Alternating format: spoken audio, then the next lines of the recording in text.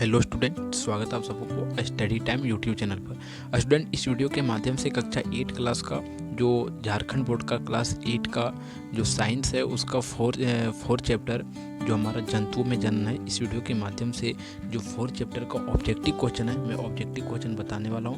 तो वीडियो को ध्यान से देखिएगा और वीडियो को लास्ट तक देखते हैं। फर्स्ट क्वेश्चन क्या कहता है, देखिए फर्स्ट क्वेश्चन हमारा कहता है मुर्गी के बच्चे को क्या कहते हैं। कि जो मुर्गी के बच्चे होते हैं उसे हम लोग क्या कहते हैं, उसे हम लोग चूजा कहते हैं। ठीक है, और देखिए फर्स्ट क्वेश्चन आपने समझ चुका है, लेकिन अगर आप दूसरा क्वेश्चन आएगा, तीसरा क्वेश्चन आएगा, अगर आप दूसरा तीसरा क्वेश्चन अगर आपको समझ में नहीं आता है अगला क्वेश्चन, तो आप क्या कीजिएगा, जो हमारा एक्सप्लेन का वीडियो है, आप हमारा एक्सप्लेन का वीडियो एक बार जरूर देखिएगा। क्योंकि एक्सप्लेन का वीडियो में क्या किया गया है कि आपको जो सो पूरा तरह से वहाँ बताया गया एक्सप्लेन करके, एक मतलब थोड़ा सा एक टॉपिक पर आपको कम से कम 5 से 6 मिनट तक बताया गया। ठीक है, एक्सप्लेन वीडियो में।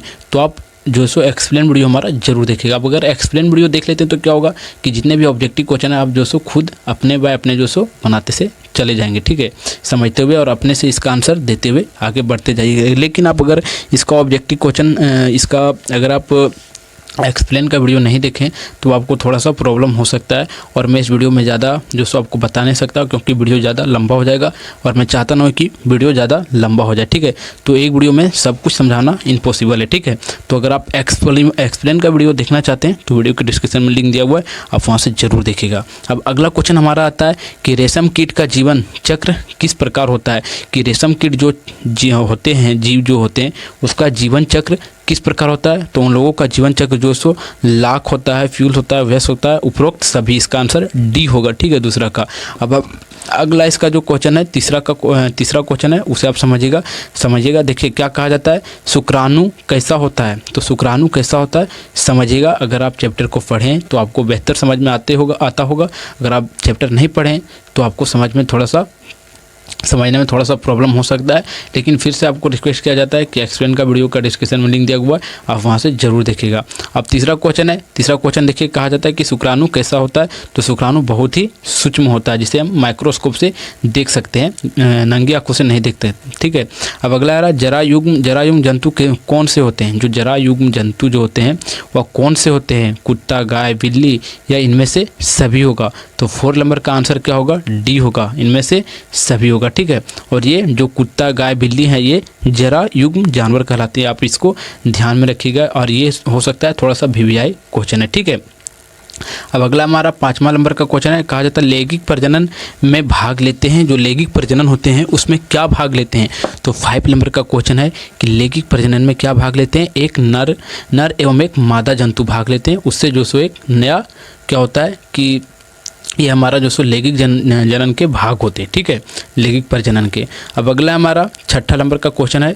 इसमें समझिएगा क्या कहा जाता है। देखिए एक क्वेश्चन में आपको इतना गहरा की चीज़ बताया गया है कि अगर आप सभी क्वेश्चन को समझ लेते हैं तो क्या होगा कि आपके जो परीक्षा में आने वाले जो वीवीआई क्वेश्चन होंगे सभी क्वेश्चन आपको यहीं से मिलेगा। ठीक है, जितने भी वीवीआई क्वेश्चन है, और मैं 50 से प्लस इसमें 50 से आपको ज़्यादा क्वेश्चन ऑब्जेक्टिव क्वेश्चन आपको कराऊंगा, जिसमें से वीवीआई क्वेश्चन भी पूरा आपको इसी में मिलेगा। अब अगला हमारा कहा जाता है किसके अंडे कवच में ढके नहीं होते हैं। किस चीज़ के अंडे कवच में ढके नहीं होते हैं, वो कब पूछा जा रहा है। तो आपके लिए वीवीआई क्वेश्चन है कि किस जंतु का जो अंडा होता है वो कवच में ढका नहीं। जैसे आप मुर्गी के अंडे देखते हैं तो आप उसके ऊपर जो होता है ना, उसका क्या बोल सकते हैं, उसका कवच होता है ऊपर से, वो वाइट कलर का होता है। लेकिन एक जंतु है जिसका अंडा होता है लेकिन उसका कवच नहीं होता है, तो मेढक का। ठीक है, आप मेढक का जरूर देखे होंगे अंडा कि उसका जो सो कवच नहीं होता है। अब अगला हमारा 7वां नंबर कहा जाता है कोशिकाओं के समान संगठन किस में पाए जाते हैं। कोशिका के जो समान रूप से संगठन होते हैं वो किस में पाए जाते हैं। तो ज़्यादा से ज़्यादा अगर देखा गया तो शुक्राणु में ज़्यादा पाए जाते हैं। अब अगला हमारा 8वां नंबर का कि निषेचित जो मादा के शरीर में अंडा होता है क्या कहलाता है। जो निषेचित मादा के शरीर में अंडा होता है उसे हम क्या कहते हैं, उसे समझिएगा क्या कहा जाता है, उसे आंतरिक कहते हैं। ठीक है, उसे आंतरिक कह देते हैं। अब अगला 9 नंबर का है। कहा जाता है भ्रूण की वह अवस्था जिसमें सभी शारीरिक भाग की पहचान हो जाती है वह क्या कहलाती है। भ्रूण का वह अवस्था जिसमें शरीर का पूरा मतलब हर अंग जो सो पहचान में आने लगता है उस भाग को हम लोग क्या कह देते हैं, उस भाग को हम गर्भ कहते हैं। ठीक है, अब अगला हमारा 10 नंबर का क्वेश्चन है, समझिएगा। देखिए 10 नंबर क्वेश्चन बताने से पहले आपसे एक रिक्वेस्ट है कि अगर आप हमारा इस चैप्टर का जो एक्सप्लेन का वीडियो है अगर आप देखना चाहते हैं और इसका प्रश्न उत्तर का वीडियो देखना चाहते हैं तो हमारा प्लेलिस्ट बना हुआ है। आप हमारा क्या कीजिए कि हमारा चैनल पेज पर जाके प्लेलिस्ट आप हमारा चेक कीजिए, आपको वहाँ सभी वीडियो अवेलेबल मिलेगा। ठीक है, तो आप एक बार हमारा क्या कीजिए, प्लेलिस्ट ज़रूर चेक कीजिए। तो देखिए प्लेलिस्ट देखने के लिए आप हमारे किसी भी वीडियो से आके जो सो प्लेलिस्ट चेक कर सकते हैं। तो देखिए प्लेलिस्ट चेक करने के लिए हमारा चैनल का आपको किसी भी प्रकार का वीडियो आया है हमारा चैनल के रिलेटेड तो आप यहाँ जो सो क्या कीजिए, उस पर क्लिक कीजिए। ठीक है, आप यहाँ क्लिक करेंगे तो आप देखेंगे हमारा चैनल पेज जो है स्टडी टाइम ये जो सो खुल गया है। ठीक है, आप देख सकते हैं यहाँ आपको स्टडी टाइम लिखाते हुए दिख रहा होगा। अब आगे क्या करते हैं, देखिए यहाँ आता है आपको वीडियो, देखिए वीडियो है, शॉर्ट्स है, होम पेज है और यहाँ पोस्ट है और यहाँ आपको एक दिख रहा होगा प्लेलिस्ट। तो आपको क्या करना है, सीधा सीधा प्लेलिस्ट पर आना है। ठीक है, देखिए प्लेलिस्ट पर आइएगा आप और प्लेलिस्ट पर आके आप क्या कीजिएगा, देख सकते हैं आप क्लास 7 का साइंस का प्लेलिस्ट बना हुआ है पूरा अध्याय का, फिर उसका आंसर का क्वेश्चन आंसर का बना हुआ है, फिर इसी प्रकार क्लास 8 का, फिर क्लास 8 का क्वेश्चन आंसर का विज्ञान का है, फिर आप देख सकते हैं क्लास 8 का हिंदी का है और इस प्रकार क्लास 6, 7 सबका जो सो प्लेलिस्ट यहाँ बना हुआ है। और आप किसी भी प्लेलिस्ट को ओपन कीजिएगा, देखिए इस प्लेलिस्ट को ओपन करते हैं तो इसमें जो सो आपको पूरा सीरियल बाय सीरियल सभी अध्याय के जो सो वीडियो आपको मिलते चले जाएंगे।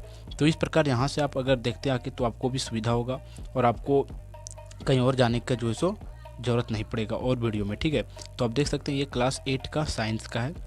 तो यहाँ से आप देख सकते हैं प्रश्न उत्तर का पूरा वीडियो जो है सो सीरीज बाय सीरीज यहाँ डला हुआ है प्लेलिस्ट में।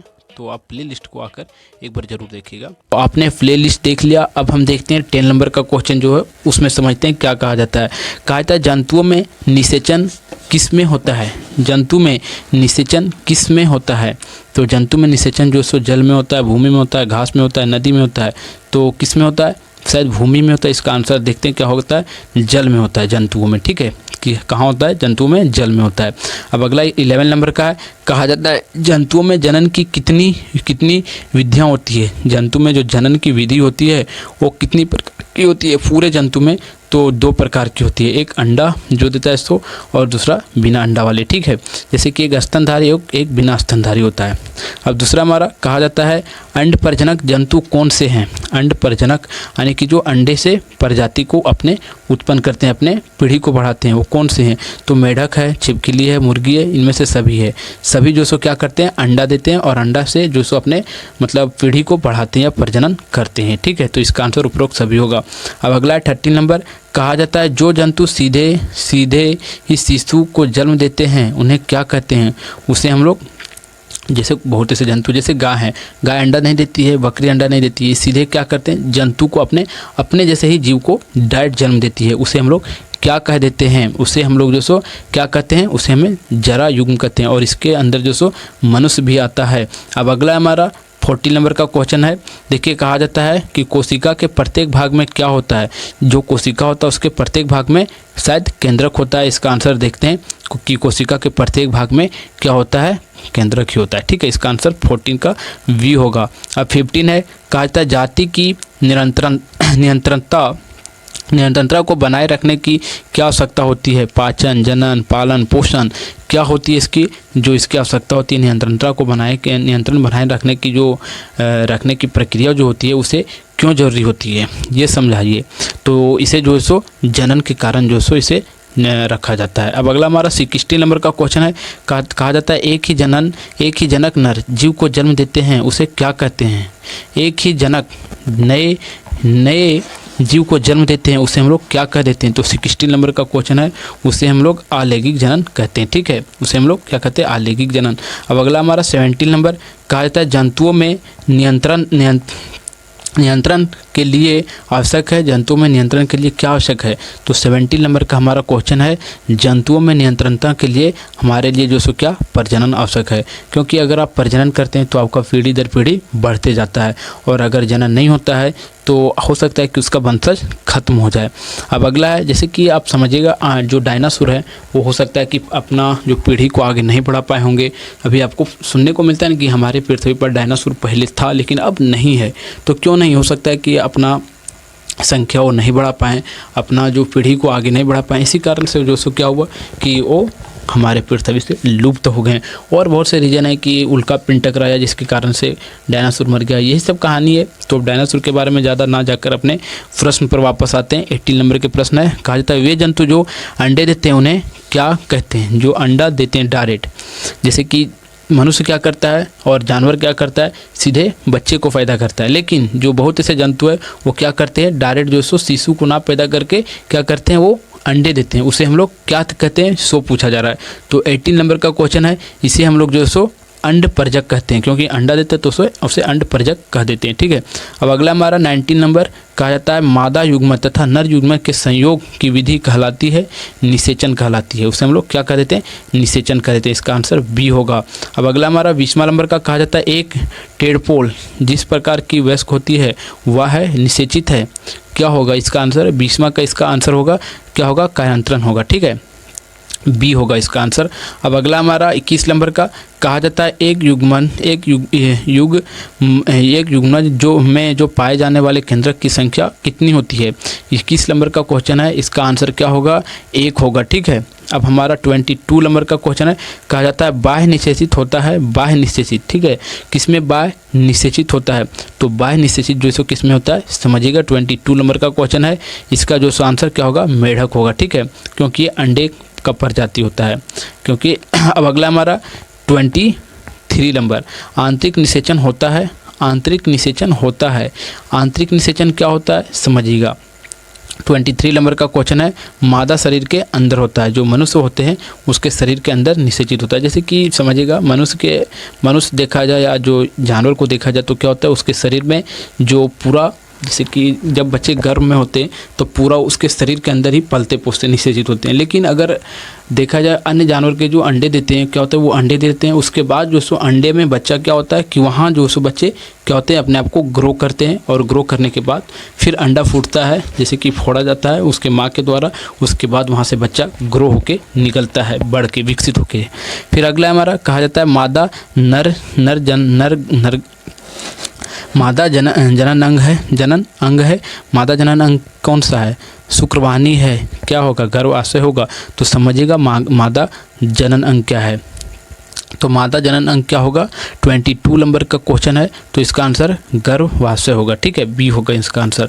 अब देखते हैं हम 25 नंबर का क्वेश्चन है, कहा था विखंडन विधि से जनन करने वाले 2 जंतुओं के नाम बताइए। कि जो विखंडन विधि से करते हैं वो एक अमीबा हो गया, दूसरा पैरामीशियम है। ठीक है, इसका आंसर डी होगा। अब हमारा 26 नंबर का क्वेश्चन, कहा जाता है लैंगिक जनन में कितनी सजीवों की आवश्यकता होती है। जो लैंगिक जनन करते हैं उसमें कितने सजीवों की आवश्यकता होती है। तो लैंगिक जीवन में जो सो 2 की आवश्यकता होती है या 1 की आवश्यकता होती है, ये पूछा जा रहा है। तो इसका आंसर होगा 2 की। ठीक है, यानी कि एक नर होगा और एक मादा, तो ही जो सो क्या होता है, निषेचित हो पाता है। ठीक है। अब अगला है कि अलैंगिक जनन में 1 से ही हो जाता है। ठीक है, तो देखते हैं क्या होता है इसका आंसर, कि अलैंगिक जनन में कितने जीवों की आवश्यकता होती है। जो अलैंगिक जनन करती है उसमें कितनी होती है, 27 नंबर का क्वेश्चन है, उसमें 1 ही होता है। ठीक है। अब अगला हमारा 28 नंबर, कहा जाता है मुकुलन द्वारा जनन निम्न में से होता है। मुकुलन के द्वारा देखा जाए तो शायद हाइड्रा में होता है। देखिएगा क्या होता है, हाँ इसका आंसर हाइड्रा ही होगा। ठीक है। अब हम अगला हमारा 29 नंबर का, कहा जाता है पौधे और जंतुओं में जनन के कितने तरीके होते हैं। पौधे और जंतु में अगर देखा जाए तो कितने प्रकार के जनन के तरीके होते हैं, ये पूछा जा रहा है। तो 29 नंबर का क्वेश्चन है, इसका 2 आंसर होगा। ठीक है, एक जो सो अंड परजक होते हैं और एक डायरेक्ट शिशु को पैदा करते हैं, वो हो जाएगा 2 प्रकार के। ठीक है। अब अगला है कि निम्न में से कौन सा जंतु जरा युग्म है, यानी कि 30 नंबर का क्वेश्चन है, पूछा जा रहा है मनुष्य। ठीक है, इसका आंसर मनुष्य होगा। अब अगला हमारा 31 नंबर का, कहा जाता है एक युग्मज में पाए जाने वाले केंद्रक की संख्या कितनी होती है। तो 31 नंबर का क्वेश्चन है, इसका 1 होगा आंसर। ठीक है। अब अगला हम देखते हैं 32 नंबर का क्वेश्चन देखते हैं। कहता है जो जंतु अपने जैसे शिशु को जन्म देते हैं उसे हम लोग क्या कहते हैं, जरा युग्म कहते हैं। ठीक है, और जो अंडे देते हैं उसे क्या कहते हैं, उसे अंड परजक कह देते हैं। अब अगला हमारा 33 नंबर का, कहा जाता है मनुष्य में मादा युग्मक क्या कहलाता है। मनुष्य में जो मादा युग्मक होता है उसे हम लोग क्या कहते हैं, अंडाणु कहते हैं, शुक्राणु कहते हैं या युग्मक कहते हैं। उपरोक्त सभी होगा। इसका आंसर क्या होगा, शायद इसका आंसर अंडाणु होगा। ठीक है, जो मनुष्य में मादा में जो पाया जाता है, यहाँ पूछा गया जो मादा में, अगर नर में बोला जाएगा तो शुक्राणु होगा और मादा में अंडाणु होगा। ठीक है, अब अगला हमारा 34 नंबर का क्वेश्चन है, कहा जाता है सामान्य स्थिति में बाह्य निषेचन किसमें होता है। जो बाह्य निषेचन अगर देखा जाए तो किसमें होता है, बाह्य निषेचन हो सकता है मेढक में ही होता है। ठीक है, इसका आंसर हम देखते हैं कि क्या होगा, 40 है। 34 नंबर का क्वेश्चन है तो इसका आंसर मेढक ही होगा। अब अगला हमारा 35 नंबर का क्वेश्चन, कहा जाता है वे जंतु जो सीधे शिशु को जन्म देते हैं उसे हम लोग क्या कहते हैं, जरायुग्म कहते हैं। ठीक है, ये आंसर जो शिशु को नहीं देते हैं, डायरेक्ट अंडा देते हैं, उसे हम अंडपरजक कहते हैं। ठीक है, पूरा क्वेश्चन हमने पढ़ा नहीं और आंसर दे दिया, ये गलत बात है, लेकिन इसका अंडपरजक आंसर होगा 35 नंबर का। अब अगला हमारा कहा जाता है वृक्क द्वारा उत्पन्न विषम द्वारा उत्पन्न युग्मन को क्या कहते हैं। जो इसके द्वारा उत्पन्न होता है विषम के द्वारा, उस युग्मन को हम लोग क्या कह देते हैं, तो समझिएगा उस युग्मन को हम लोग क्या कहते हैं, शुक्राणु कह देते हैं। ठीक है, अब अगला हमारा 37 नंबर का क्वेश्चन है, कहा जाता है सामान्य मानव नर में विषम कितने होते हैं। नर में देखा जाए तो 2 जोड़ी होते हैं, कितना, 2 जोड़ी। ठीक है, अब अगला हमारा 1 जोड़ा, सॉरी 2 जोड़ी नहीं 1 जोड़ा, 1 जोड़ा में 2 आ गया। ठीक है, 2 जोड़ा में 4 हो गया। जैसे 1 जोड़ा चप्पल हम लोग लेते हैं तो उसमें 2 आता है। ठीक है, और अगर 2 जोड़ा बोला जाए तो 4 हो जाएगा, तो 1 जोड़ा होगा। ठीक है, अब अगला हमारा 38 नंबर का कहा जाता है मानव भ्रूण का रोपना कहाँ होता है, रोपण कहाँ होता है, मानव भ्रूण का रोपण कहाँ होता है, सो पूछा जा रहा है। तो 38 नंबर का होगा गर्भाशय में इसका आंसर। ठीक है, अब हम अगला देते हैं 39 नंबर का। देखिए, कहा जाता है लैंगिक जनन मुकुलन द्वारा होता है। लैंगिक जनन मुकुलन के द्वारा होता है, किस में होता है, शायद हाइड्रा में होता है। इसका आंसर हम मिलाते हैं, क्या होगा, देखिए इसका आंसर हाइड्रा ही होगा। ठीक है, अब अगला हमारा अमीबा में किस विधि द्वारा जनन होता है। अमीबा जो होता है उसमें किस विधि के द्वारा जनन होता है, तो अमीबा में बहुविखंडन के द्वारा जनन होता है। यानी कि बहुविखंडन का अर्थ क्या होता है, समझिएगा। अमीबा के बारे में थोड़ा सा समझा देते हैं। देखिए कि ये अमीबा है, ठीक है, तो यहाँ जैसे कि कोई कुटपाद होता है उसके लिए खाना, तो अमीबा क्या करता है, इसे पूरा उसे घेर लेता है। ठीक है, पूरा घेर लेता है और फिर से अपना शरीर बना लेता है और घेर लेता है और इससे भोजन को खा जाता है, जो भी भोजन होता है। फिर क्या करता है कि कुछ समय के बाद अभी ये शरीर है इसका पूरा, ठीक है, ये शरीर इसके अंदर है और इस शरीर को थोड़ा सा यहाँ से अलग कर देता है, तो इसका शरीर अलग हो जाता है और ये पूरा अलग हो गया। तो फिर से ये एक शरीर बन गया और ये दूसरे शरीर बन गया, यानी कि ये टूट जाता है, तो बहुविखंडन होता है। यानी कि फिर ये टूट जाता है, ये 2 भागों में टूट के बटा, फिर ये 2 भागों में, तो इस तरह से बहुविखंडन होकर जो सो अमीबा में क्या होता है, प्रजनन की विधि हो जाता है या जनन की विधि होते आगे बढ़ता जाता है। ये अपने मतलब पीढ़ी को ऐसे ही बढ़ाता है। अगला अलैंगिक जनन की विधि 41 नंबर की क्वेश्चन है, तो इसका आंसर हो जाएगा हमारा उपयुक्त सभी। ठीक है, अब हम देखते हैं 42 नंबर का, कहता है निम्न में से कौन सा पुष्प का नर जनन भाग है। पुष्प का कौन सा नर जनन भाग है, तो इसका आंसर होगा हमारा वर्तिकर। ठीक है, अब अगला देखते हैं हम 43 नंबर का, मुकुलन द्वारा जनन निम्न में से होता है। मुकुलन के द्वारा जनन जो सो हाइड्रा में होता है। ये क्वेश्चन आपको 4 बार रिपीट हुआ और ये क्वेश्चन इंपॉर्टेंट है, इस कारण से 4 बार रिपीट हुआ होगा। अब अगला 44 नंबर, कहा जाता है फिलिंग द ब्लैंक्स मुकुलन द्वारा जनन होता है हाइड्रा में। ठीक है, किस में होता है, हाइड्रा में, नहीं सॉरी हाइड्रा नहीं होगा इसका आंसर, इसका आंसर होगा स्टिक और हाइड्रा दोनों होगा। ठीक है, अब 45 नंबर का क्वेश्चन है, कहा जाता है निम्नलिखित जीवों में से किसमें अलैंगिक जनन मुकुलन के द्वारा होता है, तो 45 का आंसर होगा हमारा अमीबा। अमीबा हो सकता है या क्या, यहाँ जो सो क्या लिखा है, अमोबा लिखा हुआ है, लेकिन अमीबा ही होगा शायद, हो सकता है। अब इसका है 46 नंबर का, निम्न में से कौन सा एक लिंगीय पादप का उदाहरण है। एक लिंगीय पादप, तो एक लिंगीय पादप इसमें से कौन होगा, हमारा मटर होगा। ठीक है, एक लिंगीय पादप। अब अगला हमारा 47 नंबर, कहा जाता है कि मुर्गी के अंडे मुर्गी अंडे के ऊपर क्यों बैठती है, सॉरी मुर्गी अंडे के ऊपर क्यों बैठती है। समझिएगा कि मुर्गी अंडे के ऊपर क्यों बैठती है, क्योंकि उसमें उस मैन के लिए, यानी कि उसे हीट देती है अंडे को, जिसके कारण से उसका बच्चा उसमें अच्छा तरह से ग्रो बन पाता है। ठीक है, यही कारण से मुर्गी अंडे के ऊपर बैठती है। अब अगला 48 नंबर का, नर तथा मादा का सलाइन क्या कहलाता है। सलन क्या कहलाता है, लैंगिक कहलाता है, अलैंगिक कहलाता है, जनन कहलाता है, तो 48 नंबर का होगा लैंगिक कहलाता है। ठीक है, अब अगला देखते हैं हम 49 नंबर का क्वेश्चन कहा जाता है किस जंतु में निषेचन की क्रिया शरीर के बाहर होता है, शरीर के बाहर होता है, सो पूछा जा रहा है। तो इसका आंसर क्या होगा, मादा के जंतु के, ठीक है, कि ये शरीर के बाहर होता है। अब अगला हमारा 50 नंबर का और लास्ट नंबर का क्वेश्चन है, ठीक है। देखते हैं, कहा जाता है हाइड्रा में जनन की विधि मुकुलन के द्वारा होता है, विखंडन के द्वारा होता है, किसके द्वारा होता है, तो हाइड्रा में मुकुलन के द्वारा होता है। और इस प्रकार इस अध्याय का जितने भी ऑब्जेक्टिव क्वेश्चन थे, VBAI ऑब्जेक्टिव क्वेश्चन से लेकर इंपॉर्टेंट क्वेश्चन जो है इसमें बनने वाले ऑब्जेक्टिव क्वेश्चन थे, सभी ऑब्जेक्टिव क्वेश्चन समाप्त होते हैं। अगर आपको वीडियो अच्छा लगा हो तो आप हमारा वीडियो को लाइक कर दीजिए, और हमारे चैनल पर अगर आप नए हैं तो चैनल को सब्सक्राइब कर दीजिए। फिर मिलते हैं आपको एक नेक्स्ट वीडियो में, तब तक के लिए जय हिंद, जय भारत।